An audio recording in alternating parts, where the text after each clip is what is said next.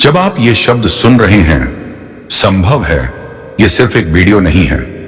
संभव है ये आपके जीवन के सबसे गहरे रिश्तों का पर्दा उठाने आया है। क्योंकि क्या आपने कभी महसूस किया है कि कुछ रिश्ते आपको बिना किसी वजह के बेहद प्रिय लगते हैं, और कुछ रिश्ते ऐसे होते हैं जो बिना आपकी किसी गलती के भी आपको भीतर से भारी लगने लगते हैं।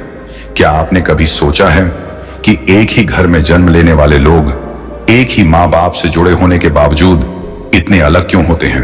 और क्या आपने कभी खुद से यह सवाल किया है कि जिस दोस्त के लिए आप सब कुछ कर देते हैं, जिसे आप अपनी परछाई समझते हैं, वही दोस्त कभी कभी आपको सबसे गहरी चोट क्यों दे देता है? योगानंद कहते थे, कोई भी आत्मा संयोग से आपके जीवन में नहीं आती। हर रिश्ता किसी अधूरे कर्म का पूरा होना है। आज की यह कहानी आपको माता पिता, भाई बहन और दोस्त, इन तीन रिश्तों को एक बिल्कुल नई नजर से देखने पर मजबूर कर देगी। कहानी शुरू होती है एक साधारण से व्यक्ति से। उसका नाम था आरव। आरव बाहर से शांत दिखाई देता था, लेकिन उसके भीतर एक सवाल था जो सालों से शोर मचा रहा था। वो अपने माता पिता से प्रेम करता था, फिर भी उनके साथ रहते हुए उसके मन में अक्सर घुटन क्यों होती थी? वो अपने छोटे भाई को बचपन से पालता आया था, फिर भी बड़ा होकर वही भाई उससे सबसे ज्यादा दूर क्यों हो गया? और उसका सबसे घनिष्ठ मित्र, जिसे वह अपना परिवार मानता था, जिस पर उसने आंख मूंद कर भरोसा किया, वही मित्र समय आने पर उसकी पीठ पीछे वार क्यों कर गया? आरव को लगता था शायद गलती उसी में है, शायद वो ही रिश्ते निभाना नहीं जानता। लेकिन एक दिन उसकी जिंदगी में एक वाक्य गूंजा, तुम जिनसे सबसे ज्यादा जुड़े हो, उन्हीं से तुम्हारा सबसे पुराना कर्म जुड़ा है। यह वाक्य उसने सुना था एक पुराने आश्रम में, जहां दीवारों पर योगानंद के शब्द उकेरे हुए थे। आरव वहीं ठहर गया और पहली बार उसने अपने जीवन के रिश्तों को इस जन्म से नहीं बल्कि पिछले जन्म से देखना शुरू किया। सबसे पहले उसके सामने आए उसके माता पिता। योगानंद कहते हैं, माता पिता वो आत्माएं होती हैं जिनके साथ हमारा कर्म सबसे गहरा होता है। कभी कभी वही आत्माएं पिछले जन्म में हमारा सबसे बड़ा सहारा होती हैं, और कभी कभी वही आत्माएं हमारे सबसे बड़े आण का कारण बन जाती हैं।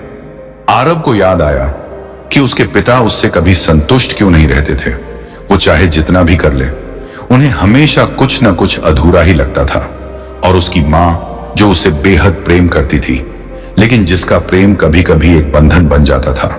उसी रात आरव ने एक सपना देखा, एक और जीवन जहां वह स्वयं एक पिता था, कठोर, अनुशासन प्रिय और अपने बेटे से कभी भावनाएं जाहिर न करने वाला। और उसी जीवन में उसका बेटा वही आत्मा थी जो इस जन्म में उसका पिता बनकर उसके सामने खड़ी थी। तभी आरव को समझ आया कि इस जन्म में जो कठोरता वह झेल रहा है, वो दरअसल पिछले जन्म का संतुलन है।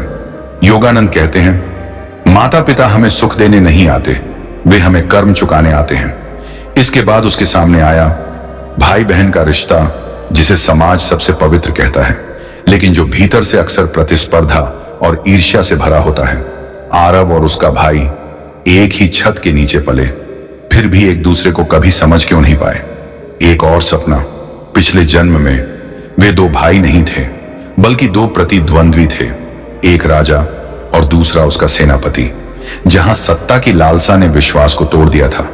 और वही अधूरा विश्वास इस जन्म में भाई भाई के रिश्ते में एक अनकहा बोझ बनकर चला आया था। योगानंद कहते हैं, भाई बहन वो आत्माएं होती हैं जिनसे हमने कभी बराबरी चाही थी, लेकिन स्वीकार करना नहीं सीखा। और अंत में उसके जीवन का सबसे गहरा घाव, दोस्त, वो दोस्त जिसे उसने अपना परिवार माना, जिसे उसने अपने दिल के हर राज सौंप दिए। जब वही दोस्त टूटा तो आरव भीतर से टूट गया। लेकिन सबसे बड़ा रहस्य यहीं छिपा था। योगानंद कहते हैं, दोस्त वो आत्माएं होती हैं जिनके साथ कर्म सबसे मधुर लगता है, लेकिन धोखा सबसे तीखा होता है। आरव ने देखा कि पिछले जन्म में वही दोस्त उसकी पत्नी था, जहां प्रेम था लेकिन स्वामित्व भी था, जहां त्याग था लेकिन अपेक्षाएं भी थीं, और वही अधूरी अपेक्षाएं इस जन्म में दोस्ती बनकर आईं और टूटकर कर्म पूरा कर गईं। तभी आरव को समझ आ गया, कुछ रिश्ते इसलिए टूटते हैं ताकि आत्मा मुक्त हो सके, और कुछ रिश्ते इसलिए टिके रहते हैं ताकि हमें धैर्य सिखाया जा सके। योगानंद कहते हैं, जिस रिश्ते से सबसे अधिक पीड़ा मिले वही रिश्ता सबसे बड़ा शिक्षक होता है। आज अगर आपके माता पिता आपको नहीं समझते तो संभव है आप किसी पुराने आरण को चुका रहे हों। अगर भाई बहन से दूरी है तो संभव है कोई अधूरा विश्वास अब पूरा हो रहा हो। और अगर किसी दोस्त ने आपको धोखा दिया है तो संभव है आत्मा का एक चक्र अब बंद हो गया हो। याद रखिए, हर रिश्ता हमेशा के लिए नहीं होता, लेकिन हर रिश्ता आपको थोड़ा और जागृत करके जरूर जाता है।